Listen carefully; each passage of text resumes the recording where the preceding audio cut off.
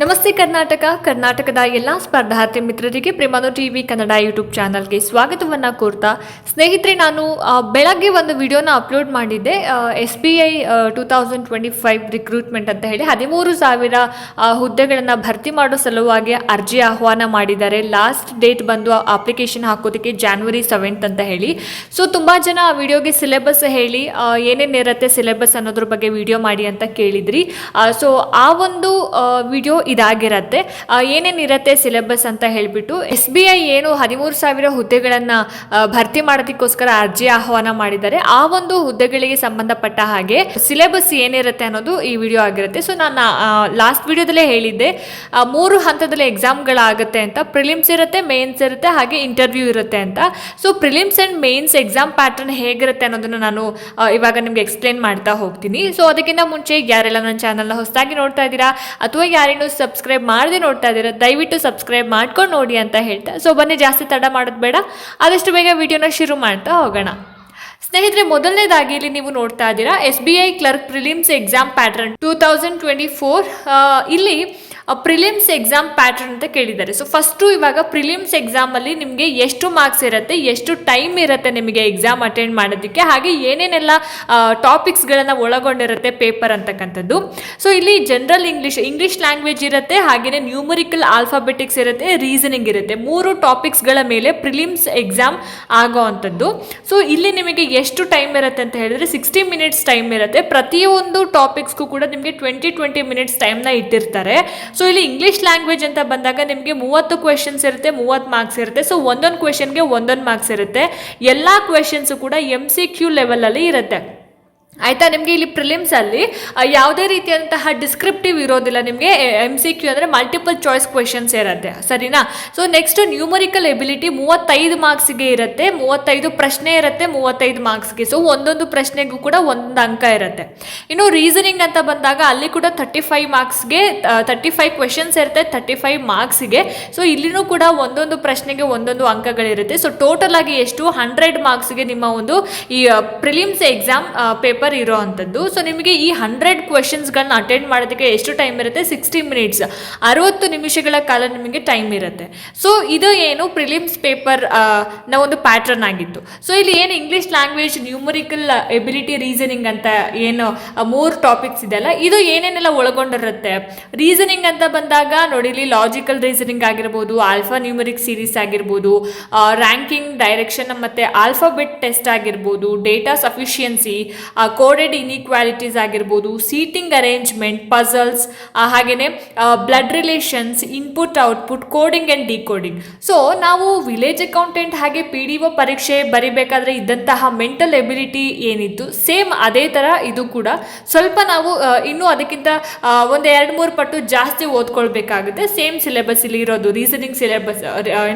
Reasoning syllabus ಅಂತ ಬಂದಾಗ ಇನ್ನು ನ್ಯೂಮರಿಕಲ್ ಎಬಿಲಿಟಿ ಸಿಲೆಬಸ್ ಅಂತ ಬಂದಾಗ ಇಲ್ಲಿ ಸಿಂಪ್ಲಿಫಿಕೇಶನ್ಸ್ ಇರುತ್ತೆ, ಪ್ರಾಫಿಟ್ ಅಂಡ್ ಲಾಸ್ ಇರುತ್ತೆ, ಮಿಕ್ಸ್ಚರ್ಸ್ ಅಂಡ್ ಅಲಿಗೇಷನ್ಸ್ ಇರುತ್ತೆ, ವರ್ಕ್ ಆ್ಯಂಡ್ ಟೈಮ್ ಆಗಿರ್ಬೋದು, ಟೈಮ್ ಆ್ಯಂಡ್ ಡಿಸ್ಟೆನ್ಸ್ ಆಗಿರ್ಬೋದು, ಜೊತೆಗೆ ಡೇಟಾ ಇಂಟರ್ಪ್ರಿಟೇಷನ್ಸ್ ಆಗಿರ್ಬೋದು, ರೇಷಿಯೋ ಆ್ಯಂಡ್ ಪರ್ಸೆಂಟೇಜ್ ಆಗಿರ್ಬೋದು, ನಂಬರ್ ಸಿಸ್ಟಮ್ಸ್ ಆಗಿರ್ಬೋದು, sequence and series, permutations, combination and probability, ಇದೆಲ್ಲ ಕೂಡ ನಾವು ಲಾಸ್ಟ್ ಎಕ್ಸಾಮಲ್ಲಿ ಅಟೆಂಡ್ ಮಾಡಿದ್ದೀವಿ, ಓದಿರ್ತೀವಿ ಕೂಡ, ನಾವು ವರ್ಕ್ ಕೂಡ ಮಾಡಿರ್ತೀವಿ ಇದ್ರ ಮೇಲೆ.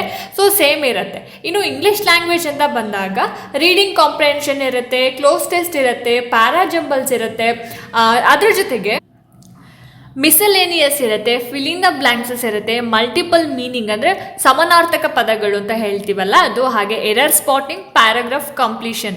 ಸೊ ಇದಿಷ್ಟು ಏನು ನಿಮಗೆ ಪ್ರಿಲಿಮ್ಸಲ್ಲಿ ಬರ್ತಕ್ಕಂತಹ ಎಕ್ಸಾಮ್ ಪ್ಯಾಟ್ರನ್, ಹಾಗೆ ಅದರ ಒಂದು ಸಿಲೆಬಸ್ ಆಗಿರುತ್ತೆ. ರೀಸನಿಂಗಲ್ಲಿ ಹಾಗೆಯೇ ನ್ಯೂಮರಿಕಲ್ ಎಬಿಲಿಟಿಯಲ್ಲಿ, ಇನ್ನು ಇಂಗ್ಲೀಷ್ ಲ್ಯಾಂಗ್ವೇಜಲ್ಲಿ ಏನೇನು ಕೇಳ್ತಾರೆ. 100 ಮಾರ್ಕ್ಸಿಗೆ ನಿಮಗೆ 60 ನಿಮಿಷಗಳ ಟೈಮ್ ಇರುತ್ತೆ. ನಿಮಗೆ ಇಂಗ್ಲೀಷ್ಗೆ 30 ಮಾರ್ಕ್ಸ್ ಇರುತ್ತೆ, ನ್ಯೂಮರಿಕಲ್ ಎಬಿಲಿಟಿಗೆ 35 ಇರುತ್ತೆ, ರೀಸನಿಂಗ್ 35 ಇರುತ್ತೆ. ಟೋಟಲ್ ಆಗಿ 100 ಮಾರ್ಕ್ಸ್ ಇರುತ್ತೆ.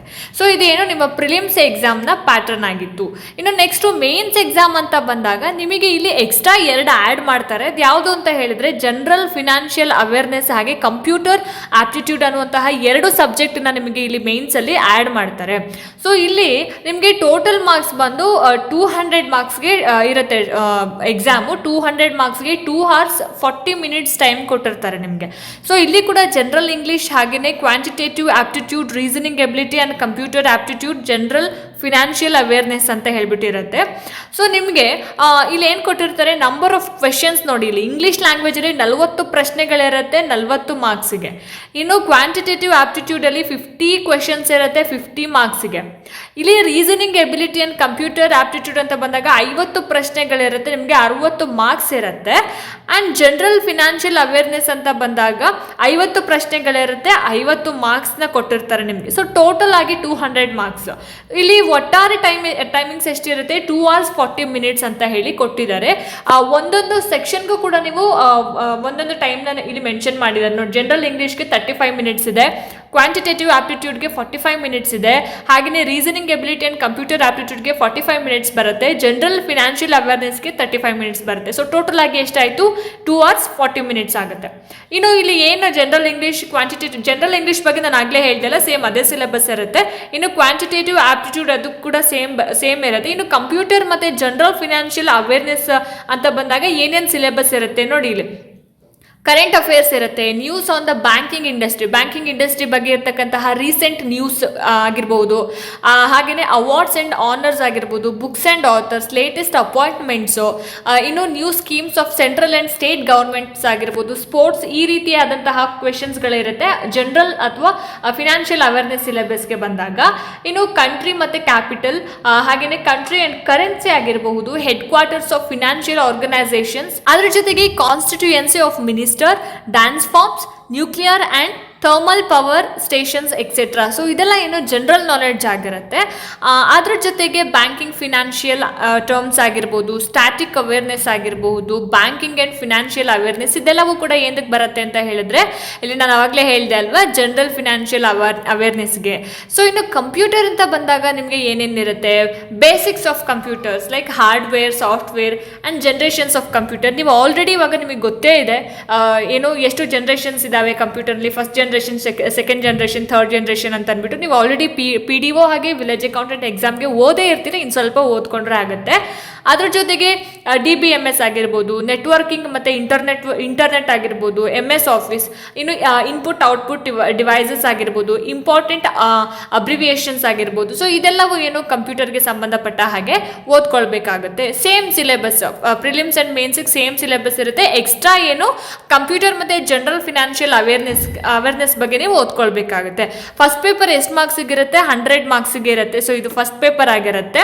ಇನ್ನು ಸೆಕೆಂಡ್ ಪೇಪರ್ ಎಷ್ಟು ಮಾರ್ಕ್ಸಿಗೆ ಇರುತ್ತೆ ಅಂತ ಹೇಳಿದ್ರೆ 200 ಮಾರ್ಕ್ಸ್ಗೆ ಸೆಕೆಂಡ್ ಪೇಪರ್ ಇರೋ ಅಂಥದ್ದು. ಎಲ್ಲವೂ ಕೂಡ ಏನು ಮಲ್ಟಿಪಲ್ ಚಾಯ್ಸ್ ಕ್ವೆಶನ್ಸ್ ಇರುತ್ತೆ. ಸೊ ಇದು ಇಷ್ಟು ಏನು SBI ಕಾಲ್ ಮಾಡಿರುವಂತಹ 13,000 ಹುದ್ದೆಗಳ ಭರ್ತಿಗೆ ಏನು ಅರ್ಜಿ ಆಹ್ವಾನ ಮಾಡಿದೆ ಅಲ್ವಾ, ಸೊ ಜೂನಿಯರ್ ಅಸೋಸಿಯೇಟ್ ಅಂತ ಅಂದ್ಬಿಟ್ಟು ಆ ಒಂದು ಹುದ್ದೆಯ ಕಂಪ್ಲೀಟ್ ಸಿಲೆಬಸ್ ಇದಾಗಿರುತ್ತೆ.